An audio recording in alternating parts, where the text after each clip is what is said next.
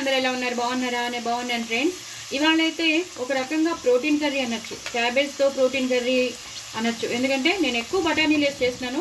First అయితే బాండి పెట్టేసుకున్నాను, నూనె వేసుకున్నాను, ఆవాలు, జీలకర్ర, ఎండుమిరపకాయలు, మినపప్పు, శనగపప్పు.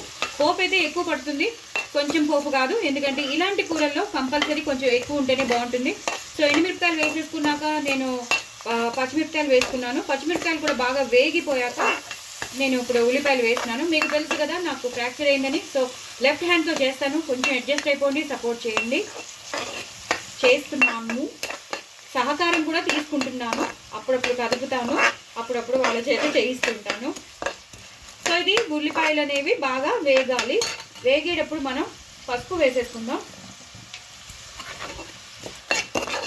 ఇలా నేను ఒక 2 ఉల్లిపాయలు వేసుకున్నాను. ఇలా సన్నగా తరిగి పెట్టుకున్నాను వెజిటేబుల్ కట్టర్లో. ఇవి ఒక్కసారి వేగిపోయాయి అనుకోండి, మనం అల్లం వెల్లుల్లి పేస్ట్ వేసేస్తాం.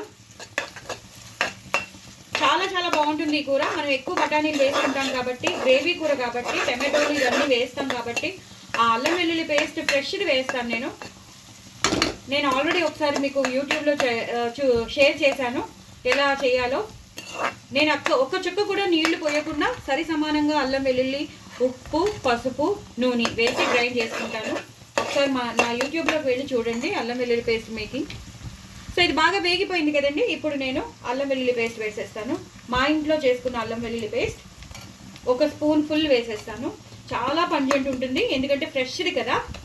కొంచెం వేస్తే చాలు, మొత్తం కూరకి పట్టేస్తుంది. దీన్ని ఇలాగా కలిపేసుకుంటాను. దీన్ని ఇలా కలిపేసుకుని 1 నిమిషం ఆగాలి. 1 నిమిషం ఆగిపోతే దానికి ఉన్న పచ్చివాసన పోతుంది, మంచి ఫ్లేవర్ వచ్చేస్తుంది. కూర మాత్రం సూపర్ ఉంటుంది. చూసారు కదా, ఇలా వేగిపోయేసరికి నేను హైలో పెట్టుకున్నాను కాబట్టి తొందరగా వేగిపోయింది, పచ్చివాసన కూడా పోయింది. ఇప్పుడు నేను టమాటోలు వేసేసుకుంటాను. ఇలా నేను ఒక 2 పెద్ద పెద్ద టమాటోలు వేసుకుంటున్నాను. ఇలా కలిపేసుకుంటాను. ఇలా కలిపేసుకుని 1 నిమిషం అలా వదిలేస్తాను. సో దట్ అవి కొంచెం దగ్గరగా వచ్చేస్తాయి గ్రేవీనెస్గా. సో ఇది ఒకసారి వేగాక మీకు మళ్ళీ చూపిస్తాను. సో ఇప్పుడు నేను కరివేపాకు కూడా వేసేసుకుంటున్నానండి. బాగా దగ్గరగా వచ్చేసింది కదా, మనం వేసిన టమాటోలన్నీ బాగా దగ్గరగా వచ్చేసాయి. సో ఇప్పుడు నేను కరివేపాకు వేసుకుంటున్నాను. అలాగే నేను చెప్పింది బఠానీలు కాబట్టి ఇప్పుడు సిమ్లో పెట్టేసుకోండి. నేను బఠానీలు వేసేసుకుంటాను. ఇప్పుడు ఈ కాలంలో బఠానీలు మనకి బాగా దొరుకుతాయి, అస్సలు మీరు వేస్ట్ చేయొద్దు. చక్కగా తెచ్చేసుకుని ఫ్రీజర్లో పెట్టేసుకోండి.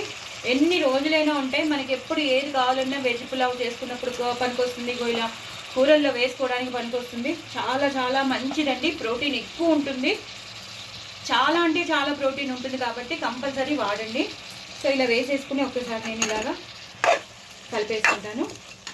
చెప్పాను కదా ఎక్కువ బఠానీలు వేసుకుంటున్నాను కాబట్టి క్యాబేజ్ ప్రోటీన్ కర్రీ. ఇప్పుడు నేను క్యాబేజ్ కూడా వేసేస్తానండి.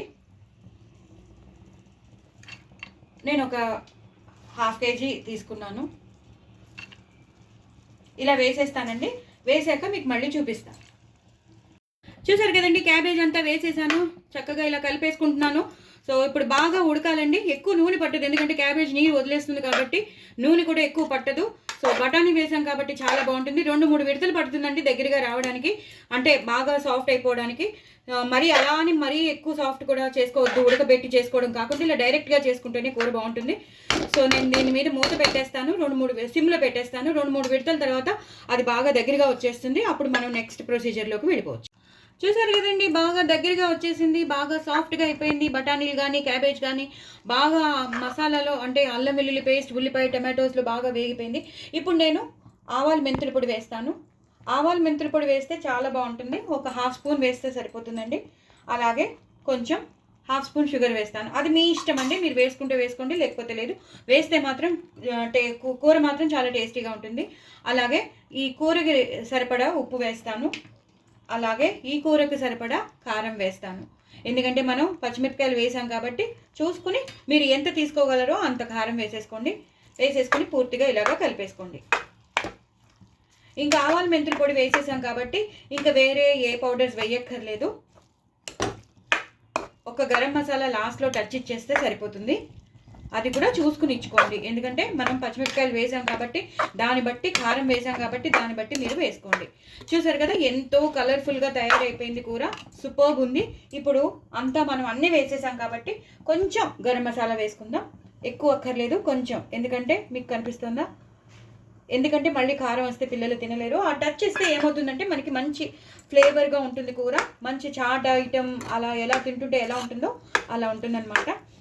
వావ్, సూపర్ ఉందండి, మంచి వాసన వస్తుంది.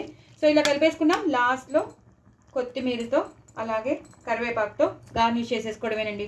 అయిపోయింది కూర. తప్పకుండా చేసుకోండి, ఎంజాయ్ చేయండి.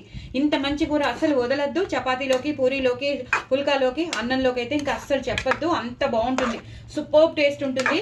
నిజంగా చెప్తున్నాను. క్యాబేజ్ కూర ఎప్పుడు మనం ఫ్రై చేసుకుంటాం, లేదా శనగపప్పు వేసి, పెసరపప్పు వేసి అలా రకరకాలుగా కొబ్బరి వేసి చేసుకుంటాం. అలా కాకుండా మీరు ఇలాగా ఎక్కువ బఠానీలు వేసుకుని, ఇప్పుడు బఠానీలు ఎక్కువ వస్తాయి కాబట్టి ప్రోటీన్ కర్రీ అయిపోతుంది. చాలా చాలా టేస్టీగా ఉంటుంది. మళ్ళీ మళ్ళీ చేయమని పిల్లలు, పెద్దలు అందరూ అడుగుతారు. మీరు కూడా చేసుకుంటూనే ఉంటారు. మరి చేసుకుంటారు కదా.